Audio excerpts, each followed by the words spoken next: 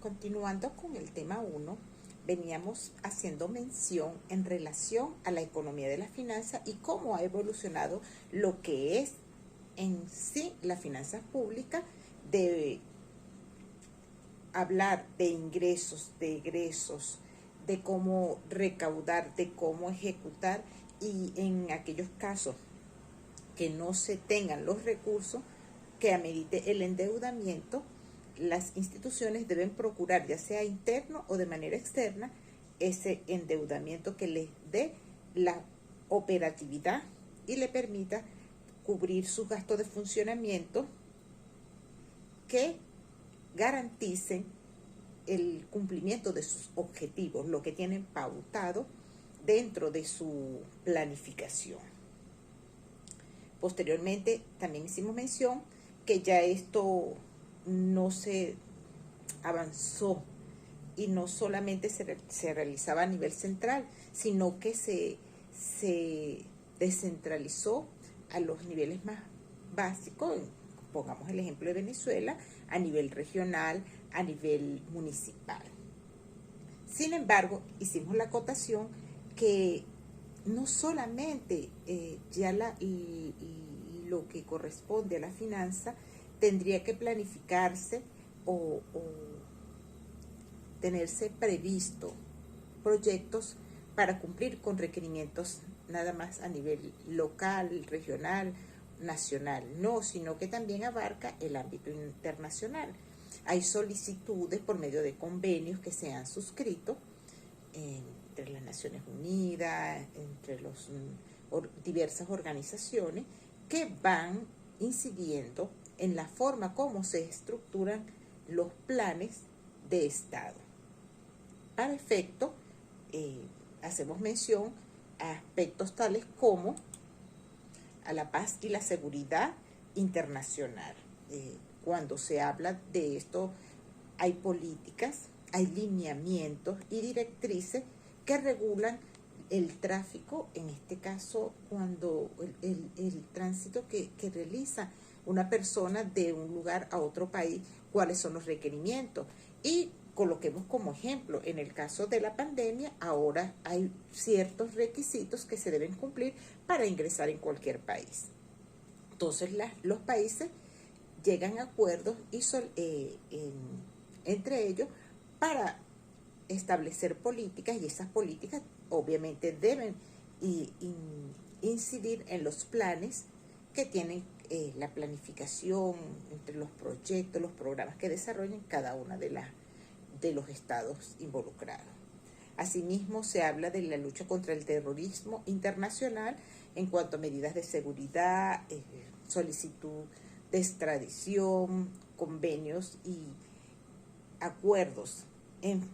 que faciliten y debiliten estas organizaciones delictivas y el Estado pueda penalizarlos y castigarlos. Asimismo, se habla de los sistemas mundiales de comunicación y transporte, del control de las enfermedades contagiosas globales y pues obviamente con ello comencé hablándole de la pandemia, impedir y mitigar los riesgos de cambio climático, la estabilidad financiera internacional, un régimen comercial multilateral, allí hay convenios entre los países para de alguna manera abastecerse de los requerimientos de aquellos productos que no se producen dentro de un territorio, los mecanismos para impedir la piratería intelectual. Entonces, como vemos, todo esto lo que busca son ejemplos, y en función de estos ejemplos se pautó en el año 2015 una modificación de lo que son los objetivos del milenio.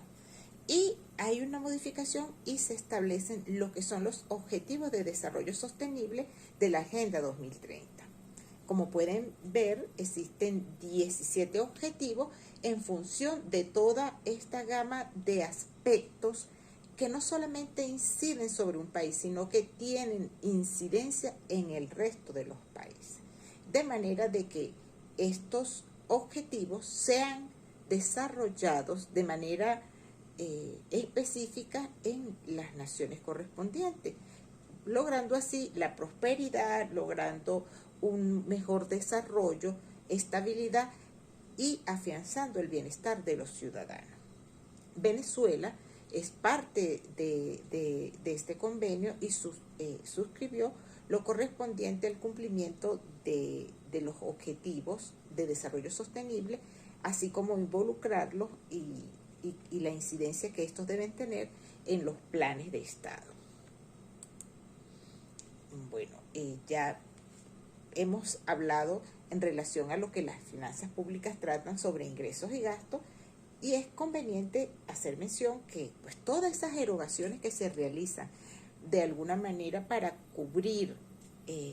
para satisfacer aquellas necesidades de una sociedad en determinado momento, en un periodo, es lo que corresponde al gasto público. Dentro del gasto público no solamente tenemos insumos, también tenemos una nómina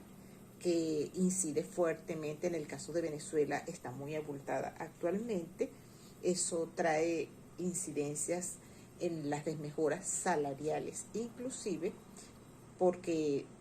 una manera de los países mantener ese equilibrio fiscal es no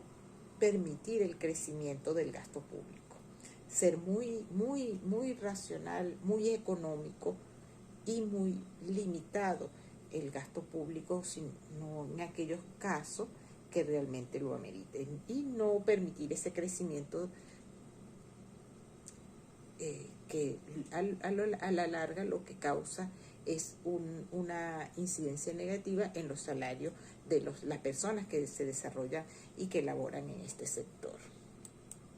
Asimismo, tenemos la teoría de la imposición, y aquí es como las metodologías, los procedimientos que establecen los países para, de alguna manera, ellos lograr lo que corresponde a los ingresos con los que van a realizar los gastos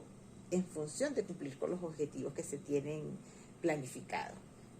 Cuando hablamos de la teoría de imposición, bien ser propicio hacer mención, y muy pertinente, que el Estado debe establecer sus políticas de gasto y de políticas para cubrir esos gastos, pero para ello debe tener primeramente los ingresos. Entonces esos ingresos pueden ser por la venta de bienes y servicios, por rendimientos financieros, por ingresos de ventas de activos o ingresos de operaciones financieras. Sin embargo, un ingreso que todos los países toman muy en cuenta en relación a lo significativo